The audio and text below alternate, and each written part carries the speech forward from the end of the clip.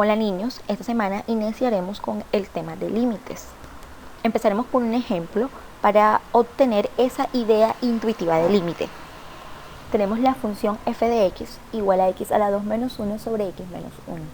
Vamos a ver qué le pasa a f de x, a los resultados de la función, cuando x se acerca a 1, cuando esa variable independiente se acerca a 1, ¿qué resultados obtenemos de la función? Para esto vamos a construir dos tablas de valores.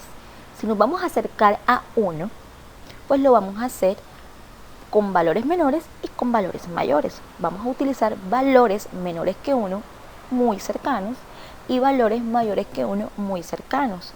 Entonces nuestra primera tabla obtiene valores de x cercanos a 1. Empezamos con 0,8, nos acercamos más con 0,9, nos acercamos más con 0,99 y nos acercamos mucho más con 0,999. En la segunda tabla vamos a utilizar valores cercanos a 1 pero mayores. 1,2, nos acercamos más con 1,1, nos acercamos más con 1,01 y nos acercamos más con 1,001. Vamos a ver cómo se acerca x a 1, pero por la izquierda con valores menores y por la derecha con valores mayores. Al hacer los respectivos reemplaces en la función, obtenemos que cuando x es 0,8, f de x es 1,8. Cuando es 0,9, 1,9. Cuando es 0,99, 1,99. Cuando es 0,999, es 1,99. Noten que entre más me acerco a 1 con valores menores, f de x o los resultados de la función se acercan a 2. Cuando me acerco a 1 por la izquierda, los valores de f de x tienden o se acercan a 2. Vamos a ver con los valores más cercanos a 1 pero mayores. Cuando x es 1,1, f de x es 2,2. Cuando es 1,1, f de x es 2,1. Cuando es 1,01, f de x es 2,01. Cuando es 1,001, f de x es 2,001. Noten que cuando me acerco a 1 por la derecha con valores mayores, entre más me acerco a 1, pues f de x también se acerca a 2. Es decir, que con valores menores, entre más nos acercamos a 1, la función o los resultados de la función f de x se acercan a 2, y cuando me acerco a 1 con valores mayores, entre más me acerco, pues la función f de x pues tiende a 2. ¿Qué significa esto? Que cuando la variable independiente se acerca o se aproxima a 1, f de x o y se aproxima o tiende a 2. Gráficamente podemos verlo aquí. Cuando me acerco a 1 por la izquierda con valores menores, pues la función se va acercando a 2, y cuando me acerco a 1 por la derecha con valores mayores, pues la función también se va acercando a 2.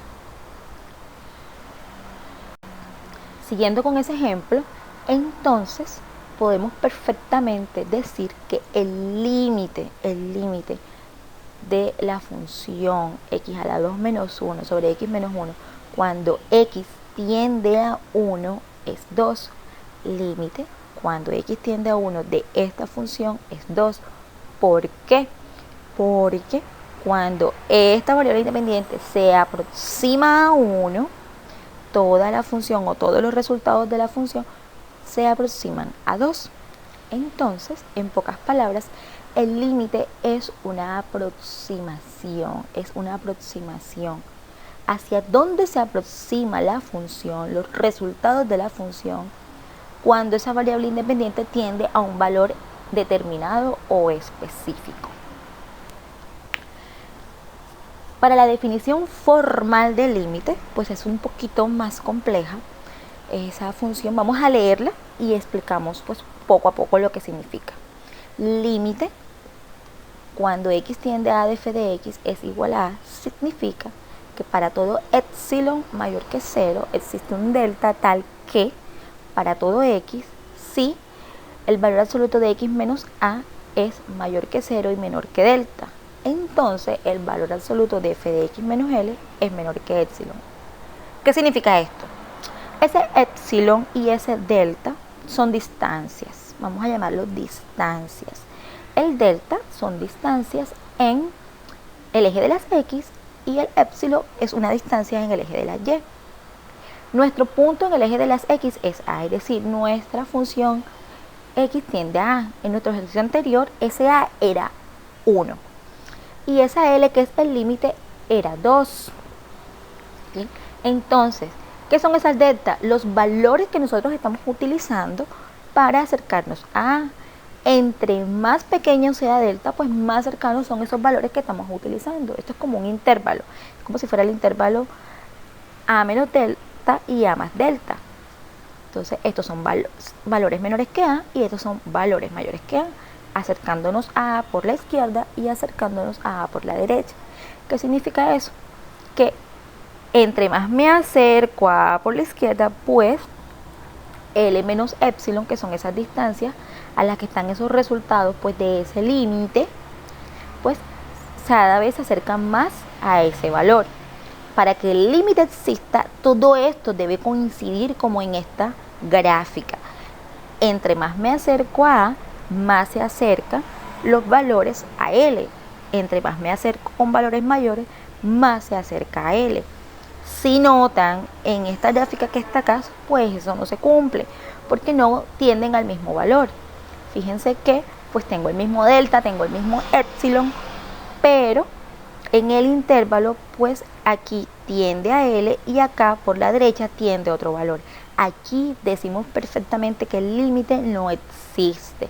Aquí el límite sí existe porque ambos, por izquierda y por derecha, con valores menores, con valores mayores, pues tienden al mismo valor.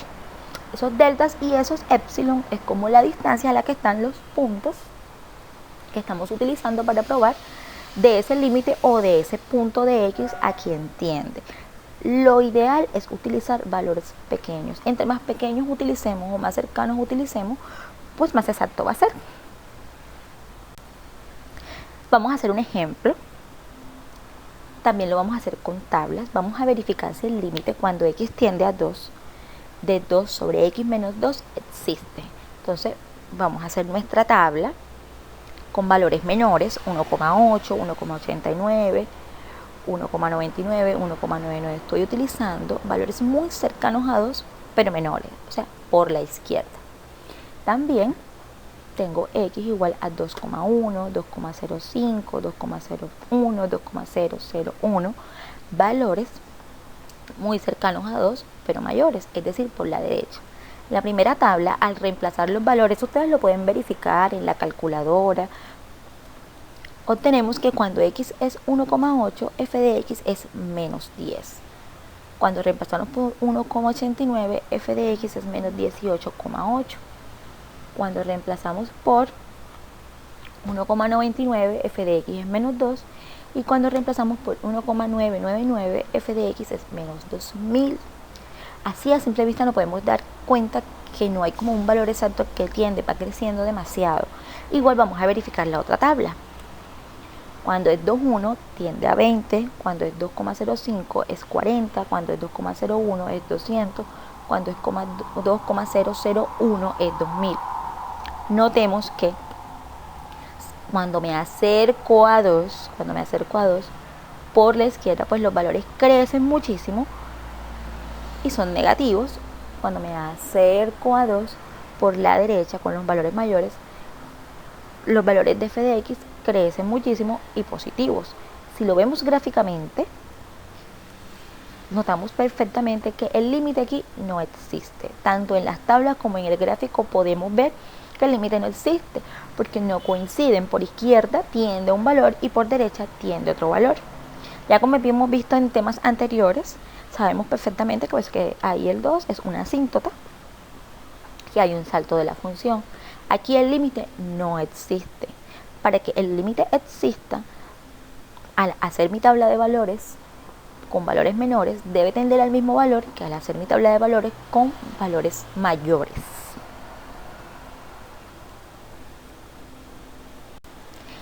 ejemplo 2. En este ejemplo 2 vamos a hacerlo gráficamente, es decir, tenemos una función f de x, no conocemos su expresión algebraica, solamente conocemos su gráfica. Lo primero que vamos a ver es el límite de f de x de esta función cuando x tiende a menos 1. Analicemos la función. Cuando x tiende a menos 1, es aquí está menos 1. Si vemos menos 1 con valores menores, cuando todos estos valores son menores a menos 1, pues la función tiende a 2. Y cuando nos acercamos a menos 1 con valores mayores, pues la función tiende a 1. Es decir, por la izquierda, f de x tiende al resultado 2 y por la derecha, f de x tiende al resultado 1. Por tanto, podemos decir que el límite de f de x cuando x tiende a menos 1 no existe. Hagamos lo mismo ahora con el límite de f de x cuando x tiende a 2. Observemos nuevamente la gráfica. Si nos acercamos a 2 por la izquierda, notamos que tiende a menos 2. Por la izquierda tiende a menos 2. Y si nos acercamos a 2 por la derecha, notamos que f de x tiende a menos 2. Es decir, tanto por izquierda como por derecha, la función tiende a este valor menos 2. Por tanto, podemos concluir que el límite cuando x tiende a 2 de f de x es menos 2. Entonces, hemos visto ejemplos donde los hacemos con tablas de valores, verificando con valores por izquierda y valores por derecha. Lo ideal es utilizar valores muy cercanos para verificar si el límite existe, pero muchas veces también lo necesitamos hacer de manera gráfica. Y pues de manera gráfica, pues donde vemos los saltos, efectivamente podemos decir si el límite existe o no.